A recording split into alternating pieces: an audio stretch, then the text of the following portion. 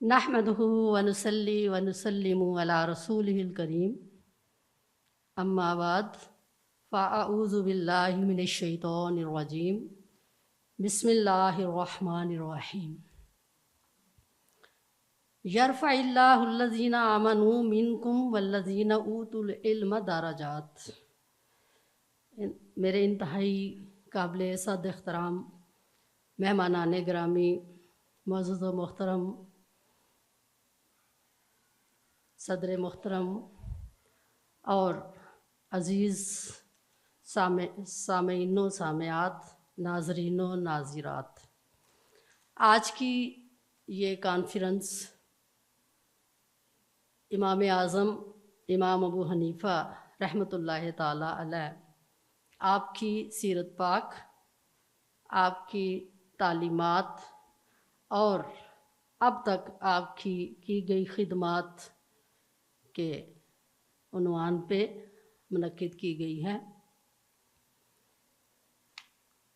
आज की इस महफ़िल में जिस उन्वान पे मैं आपकी खिदमत में अपनी गुज़ारिशात पेश करना चाहती हूँ, वो बहुत ही सेंसिटिव मौजू है, इसलिए कि आज की इस मजलिस में बहुत ज़्यादा मौलमीन व मौलिमात भी बैठी हुई हैं और इस की मुनासबत से मौजू ये है कि असरी निज़ाम तालीम की इस्लाह इमाम अबू हनीफ़ा रहमतुल्लाहि ताला अलैह की तालीमात की रोशनी में। तो इस मौजू पर गुफ्तगू करने से पहले मैं थोड़ी सी तमहीद के तौर पे आपकी खिदमत में ये बात अर्ज़ करना चाहती हूँ कि कुरान में अल्लाह ताला ने और हमारे प्यारे नबी पाक सल्लल्लाहु अलैहि वसल्लम ने अपनी अहादीस में इल्म की ज़रूरत, इल्म की अहमियत पर बहुत ज़ोर दिया और इल्म सीखने पर यहाँ तक आपने फरमाया कि तलबुल इल्मी फरीदतुन अला कुल्ली मुस्लिम, कि इल्म हासिल करना हर मुसलमान पर फ़र्ज़ है, लाजिम है। फिर आप सल्लल्लाहु अलैहि वसल्लम की और भी अहादीस हैं कि जहाँ आप ये भी इरशाद फरमाते हैं कि जब एक मुसलमान, एक इंसान दुनिया से चला जाता है तो उसका नेकियों का जो भी मामला होता है, अमाल का, वो मुनक़ते हो जाता है, लेकिन तीन चीज़ें जो हैं उसकी कायम रहती हैं, जिनमें से एक इल्म भी है जिससे लोग फ़ायदा उठाते हैं। तो मालूम हुआ कि दूसरी चीज़ें, मालो दौलत, उसका इतना फ़ायदा नहीं होगा। अगर हम कोई इल्म छोड़ जाएंगे तो वो बाद में जिसका फ़ायदा होगा वो एक इल्म है। यहाँ तक कि आपकी एक और हदीस पाक भी है कि मन सालका तरीक़न यल्तमिसु फ़ीही इल्मन सहलल्लाहु लहू बिही तरीक़न इलल जन्ना, कि जो शख्स इल्म हासिल करने के लिए किसी रास्ते पे चले तो अल्लाह उसके लिए जन्नत का रास्ता आसान फरमा देता है। यहाँ तक कि एक और जगह फरमाया कि व इन्नल मलाइकता लतदउ उजनिहतहा रिदन लितालिबिल इल्म, कि बेशक फ़रिश्ते तालिब इल्म की रज़ामंदी के लिए अपने पर बिछा देते हैं। तो सबसे पहले तो यही बात है कि इस्लाम इल्म को इबादत, नूर और जन्नत का ज़रिया करार देता है और आलिम की इज़्ज़त ही की गई और जहालत जो है उसकी मज़म्मत हुई। हज़रत इमाम अबू हनीफ़ा रहमतुल्लाहि ताला अलैह का हमने तरीक़ा तदरीस और आज का अपना तरीक़ा तदरीस टैली करना है। हमारा आज का मेरा ये उन्वान है कि हज़रत इमाम अबू हनीफ़ा का तरीक़ा तदरीस जो था वो कैसा था। वो तरीक़ा तदरीस में अर्ज़ करने से पहले हज़रत इमाम शाफ़ई रहमतुल्लाहि ताला अलैह की एक बात आपके शान में जो आपने ارشاد فرمائی ہوئی ہے کہ آپ فرماتے ہیں کہ الناسُ عیال فی الفقہ الی ابی حنیفہ، کہ لوگ فقہ میں امام ابو حنیفہ کے عیال یعنی محتاج ہیں. اسی وجہ سے آپ امام اعظم بھی ہیں، ابھی جیسے بتایا گیا امام المحدثین بھی ہیں. آپ کا مقام و مرتبہ جو ہے وہ تمام ائمہ کرام سے بڑھ کے ہے. آپ کا طریقہ تدریس بہت منظم، عقل پر مبنی اور شاگردوں کو خود سوچنے والا بنانے والا تھا. ابھی ہمارے سامنے ایک بچے نے بڑے مؤثر طریقے میں سے وسیم فاروقی بچہ تھا، اس نے چونکہ ہی از اے لرنر، اس نے اپنے پرابلمز بتائے ہیں، اس نے اپنے مسئلے ڈسکس کیے ہیں. چونکہ ہم لوگ اس وقت جس سٹیج پہ ہیں ہم ٹیچرز ہیں، تو ہم نے دیکھنا ہے کہ آیا کیا جو بچے نے پوائنٹ آؤٹ کیا ہے کیا وہ باتیں ٹھیک تھی، ہمارے اندر کیا کمیاں ہیں، واقعی ہمارے بچے ہم سے دور کیوں ہو گئے ہیں. واقعی یہ وہ امام ابو حنیفہ ہیں جن کی مجلس میں ایک ایک وقت میں 4-4 ہزار بندہ جو تھا وہ علم سیکھ رہا ہوتا تھا ایک ایک ٹائم میں. اور آپ کا طریقہ تدریس کیا تھا؟ لیکچر نہیں تھے. لیکچر دینا یا کھڑے ہو کے درس دیتے رہنا اور آگے بچے جو ہیں وہ بالکل خاموش سمن بکمن بیٹھے رہیں، یہ حضرت امام ابو حنیفہ کا طریقہ نہیں ہوتا تھا. آپ کے دور کا ایک عالم دین فرماتے ہیں، مجھے ان کا نام مائنڈ سے اسکپ ہو گیا، کہ وہ کہتے ہیں کہ میں نے بڑے بڑے بزرگوں کی محافل اٹینڈ کی ہوئی تھی جن میں یہ ہوتا تھا کہ وہ درس دیتے تھے اور ساری دنیا سنتی تھی اور کسی کو سانس لینے کی بھی سمجھے فرصت نہیں ہے اور بہت خاموشی سے سارے کام ہوتے تھے. تو وہ کہتے ہیں کہ میں ایک دفعہ امام ابو حنیفہ کی درسگاہ میں چلا گیا، تو فرسٹ جب میں نے دیکھا تو مجھے پہلے یوں ہی لگا کہ شاید ادھر کوئی نعوذ باللہ جھگڑا ہو گیا ہے یا کوئی مسئلہ پڑا ہے. جو ایک سٹائل تھا، یعنی ہر بندے کو بولنے کی اجازت ہے، ہر بندہ اپنے اپنے ویوز دے رہا ہے. اور حضرت امام ابو حنیفہ جب تشریف لاتے تھے تو آپ آ کے درس نہیں دیتے تھے، یہ جو لیکچر ہے یہ نہیں، مکالمہ نہیں آپ کا انداز تھا. آپ نے محفل میں جب اپنی درسگاہ میں تشریف لانا ہے تو سب سے پہلے آپ مسئلہ پیش کرتے تھے، مسئلہ پیش کیا جائے، پھر آپ نے پوچھنا اس کی دلیل کیا ہے. اب دلیل جو ہے وہ طالب علموں کو آپ نے مخاطب کرنا کہ خود اس کا استدلال کرنا، کمزور نقطہ پکڑ کے بچوں سے پوچھنا کہ بتاؤ اگر یہ مسئلہ ہے تو اس کا حل کیا ہوگا، اور ان کو سوچنے پہ مجبور کر دینا. اس کے لیے پھر ان کے شاگرد جو تھے وہ کیسے کیسے تھے. ان کے شاگردوں میں کہیں ہم امام ابو یوسف کو دیکھتے ہیں، کہیں امام محمد بن حسن شیبانی ہے، کہیں امام ظفر ہے. وہ شخصیات کیسی تھی کہ آپ ان کے سامنے سوال بھی پیش کرتے تھے اور اس پر ایک دلیل دے کے پھر آپ کا جی چاہتا تھا کہ آگے سوال کیا جائے اور پھر اس کا جواب دیا جائے.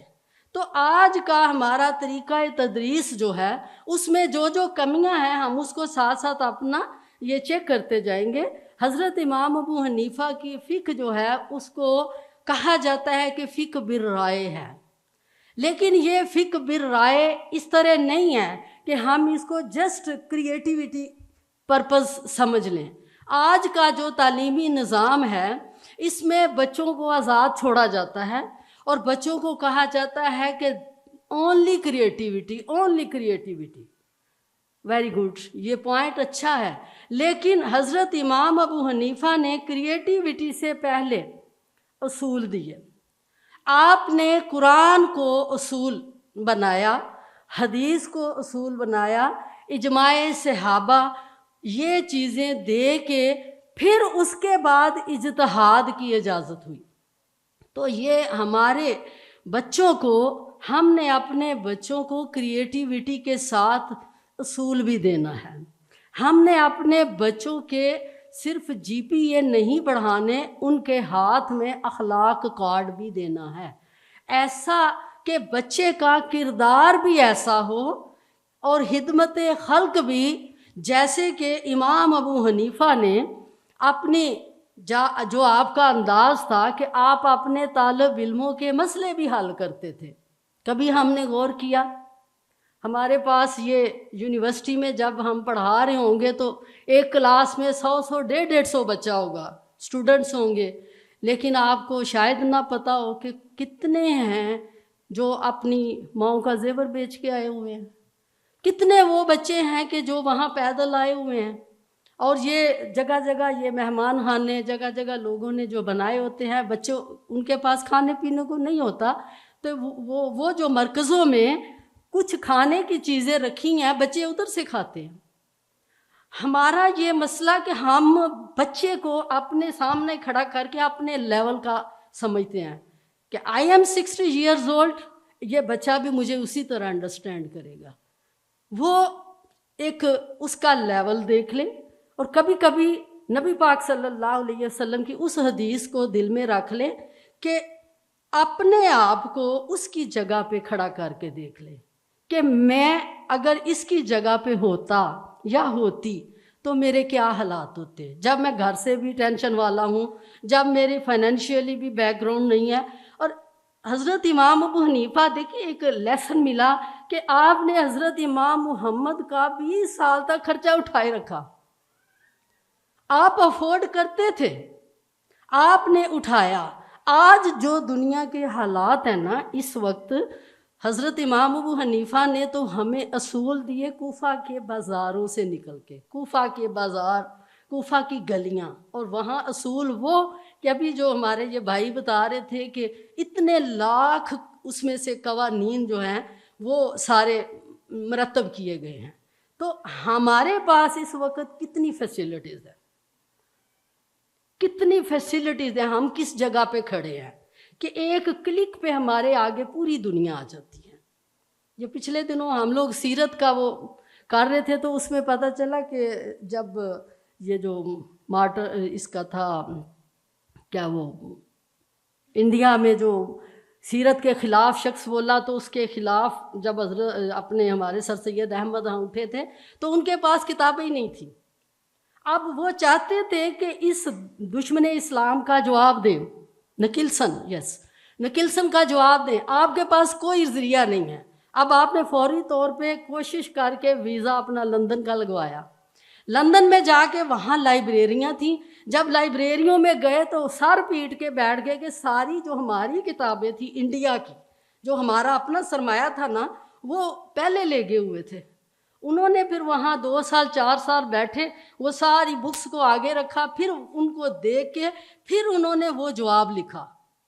اور وہ جواب لکھ کے جب انہوں نے ان کے جو خطبات ہیں، خطبات احمدیہ، وہ انہوں نے دیے تھے، وہ کہتے تھے کہ یار میں نے کچھ نہیں کیا، لیکن میں قیامت کے دن اپنے نبی کے سامنے سرخرو ہو جاؤں گا کہ میں نے اس دشمن شخص کو جواب دیا ہوا ہے. تو وہ وقت تھا جب ایک بندہ چھوٹے سے سوال کا جواب دینے کے لیے اندازہ کرے کہ 2 سال 4 سال کا ٹائم نکالتا ہے. ہمارے لیے کیا ہے؟ ہمارے پاس ایچ اینڈ ایوری تھنگ ہے. ہم لوگ جو اس چیز کے ماہر نہیں ہیں، ہمارے پاس بھی ایٹ اے ٹائم کم از کم 10-12 لائبریریز ہمارے پاس ہوتی ہیں. اس پہ آپ ایک کلک کریں، اس سے نکالے دیکھتے جائیں. تو بات یہ ہے کہ پھر پوچھ بھی اسی کے مطابق ہونی ہے. حضرت امام ابو حنیفہ نے اپنے محدود ریسورسز میں کتنا کام کیا وی کانٹ امیجن. ہم لوگ اس وقت جس دور سے گزر رہے ہیں، کتنا فاسٹ میڈیا ہے، ہم لوگ کتنے اس وقت معاملات ہیں ہمارے، ہر چیز کو ہم چیک کر رہے ہیں. آپ نے اس وقت تجارت کرتے تھے نا، تو اندر سے دین کے اصول آپ نے نکال کے لوگوں کو دے دی، کیونکہ آپ نے فرمایا لوگوں کیوں پریشان ہوتے ہو، آؤ دین سیکھو، تمہیں تجارت کا طریقہ پتہ چلے گا، فقہی مسائل کیا ہیں، زندگی آسان ہو جاتی ہے.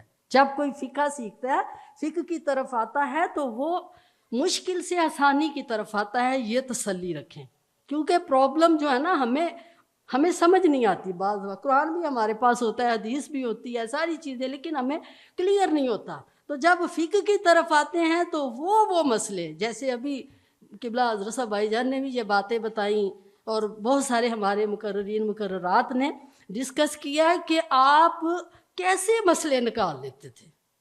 تو اب خدا را ہمیں اپنے آپ کو امپروو کرنا پڑے گا۔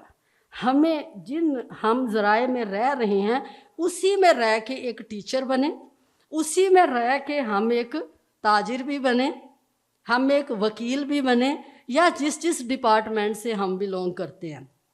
تو حضرت امام ابو حنیفہ کا یہ 4-5 باتیں جو ہر ٹیچر کے لیے ہے۔ پہلا آپ کا انداز تھا کہ آپ مکالماتی انداز رکھیں، لیکچر نہیں ہے۔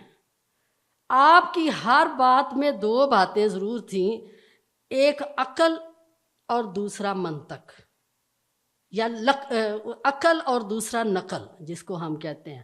عقل جس کو رائے کا نام دیا جاتا ہے، یا آج کل اس کو کریٹیویٹی کہا جاتا ہے، اور جو نقل ہے اس کو ہم قرآن و سنت اجماع کہتے ہیں، آج کے لوگ اس کو روایات کا لفظ بولتے ہیں۔